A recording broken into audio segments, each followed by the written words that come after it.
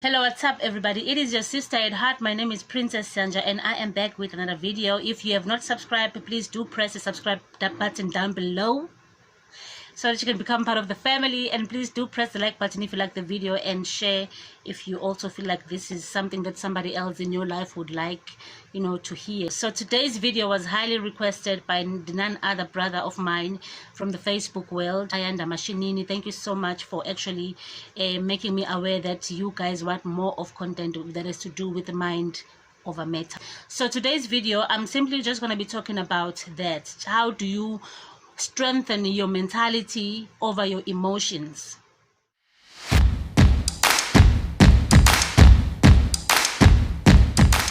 No one has power to make you feel anything. You feel what you feel because you allow it. You allow yourself to feel angry. We always see people in the road pointing fingers on each other, hooting on each other, swearing at each other. You choose. It's a choice. Road rage have killed millions of people worldwide because people are still not willing to learn that you are in charge of your emotions. Just because somebody is having a horrible day or doesn't actually mean that now you have to return the negative energy or whatever that they're going through. You automatically adopt what they're going through and make it yours. You choose to be angry. So these are one of the things that we take for granted, but they actually influence our lives a lot. How you feel is basically based on how you think. So your thoughts can actually run your mind. If you look around your life and you see whether you see things that make you happy or things that make you not so happy about your life, just know that whatever that you're living, it is the outcome of your thoughts.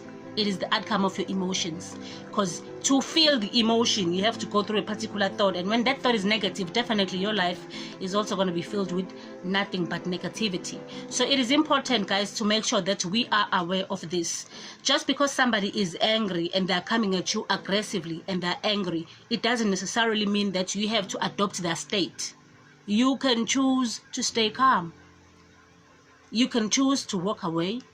You can choose that, you know what, because of the stage the state of being you are in right now, I am unable to interact with you. So calm down, see me tomorrow, see me a couple of hours from now when you can think logically. When you are not in this state, then we can have a conversation.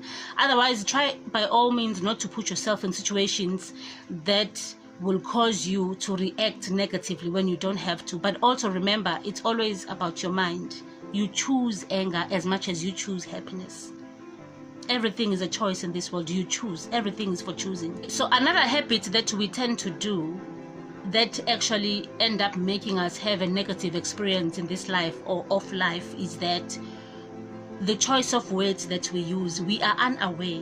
But if I am to tell you, the words that you use subconsciously or consciously influence your biochemistry inside your body, the balance and the imbalance of the acids inside your body, the energies, the vibe, whatever you want to call it. Somehow the language or the words that you speak influence your biochemistry. So every time when you speak, most people tend to exaggerate their situations.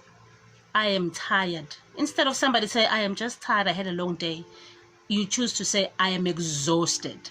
So automatically, psychologically and biochemically, if there is such a word, you have already influenced your body to feel a certain way. Even if you were not exhausted, maybe you were just tired, but now you're going to be having side effects of a person who has exhaustion. Because that's a very big word. People get medicated, people get admitted in hospitals when they're exhausted. So the language that you use towards yourself manifests itself to reality.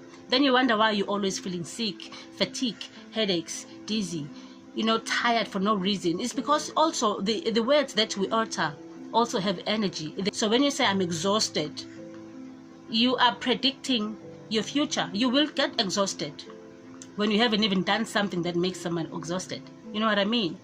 And then also make it a habit to say, you know what, I'm hungry. I think I want to have lunch or dinner. I'm hungry.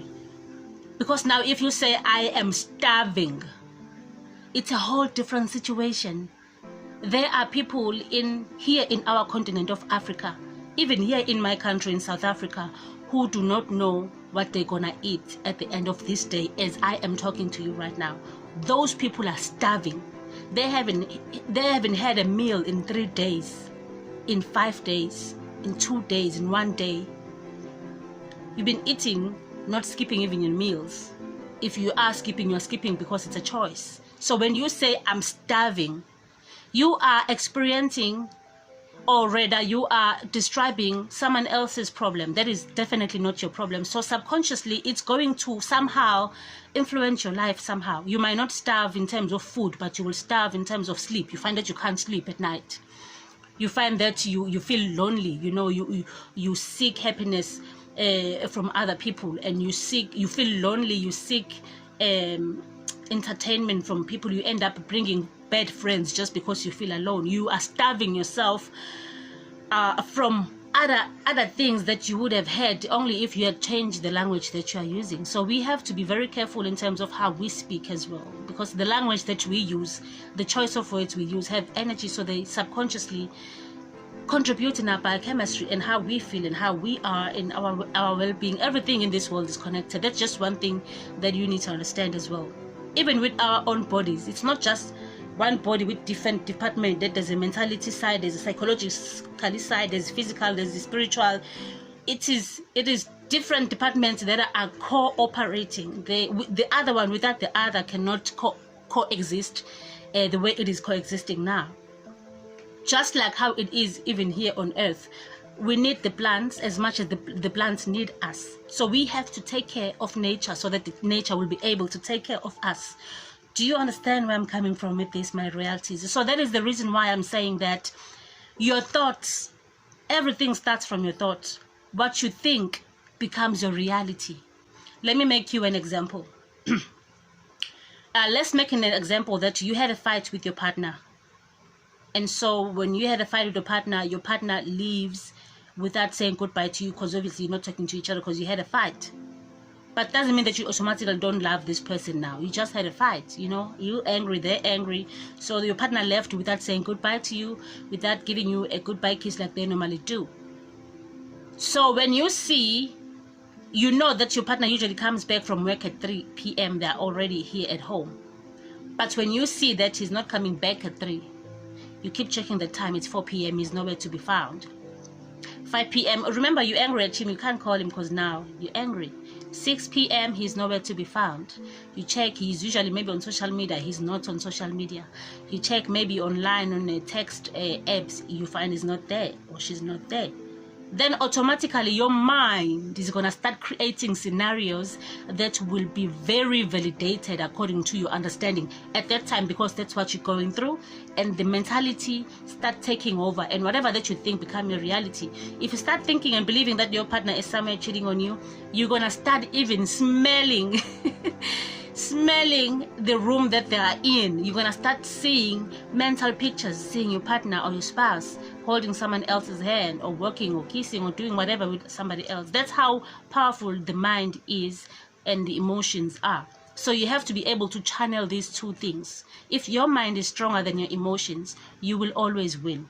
So if I am to leave you with anything today, just remember, you're going to have days where you feel down, days which are not going to go your way. It's part of life. That's how life is. It's up and down. It's like what goes up comes down, what goes around comes around. That's just how life is. It's not always going to be stagnant. Accept that life is going to be hard sometimes. So you can't say, oh, I'm so frustrated. There was a long queue. It was hot. Say, I was very disappointed that they were working very slow, but eventually I got assisted. The language. That's why I always love to say, from a very young age, because I started talking in a very young age, I used to say the inner creates the outer. Whatever that is inside of a person shows outside of a person. How they talk, how they walk, or the work they do, their activities, their daily ritual, their daily schedules. Whatever that you think inside privately always shows up in public. Whatever that you do in private will eventually show itself in public, because you can say whatever you want to say. If what you are saying is not who you are, we will be able to see it through you. When you train your emotions, when you train yourself to see the good, even in the bad, oh my God, you start experiencing the good more than the bad in your life. That's just how it is. The inner creates the outer. Always stay inside yourself, because if you stay outside yourself, each and everything that comes around you, whether it's negative or bad or good, it will somehow have an influence towards you, and you do not want that. You want to be the one who have an influence over your environment. That's what you must strive and work for. Be so strong mentally and emotionally that you are the one who's influencing the people around you, instead of them influencing you badly. So if somebody comes to you with an aggressive attitude, and they're ready to fight, and they're swearing, and they're all negative all together, you be the person to calm that other person down. Don't let that person make you angry as well. Or how you respond has a lot to say about you. The way that you handle situations, the way that you speak and handle other people. It is important to make sure that you're always in check of your mind. Your mind has to be pure. Your mind has to be controlled by you, not other people. But we all do get angry and mad and frustrated. I'm not going to say now we're never going to get angry and frustrated, but you need to be aware. It is easy to do something when you are aware of it than to do something when you do not know about it. So guys, thank you so much for watching. I'll see you next time. Adios.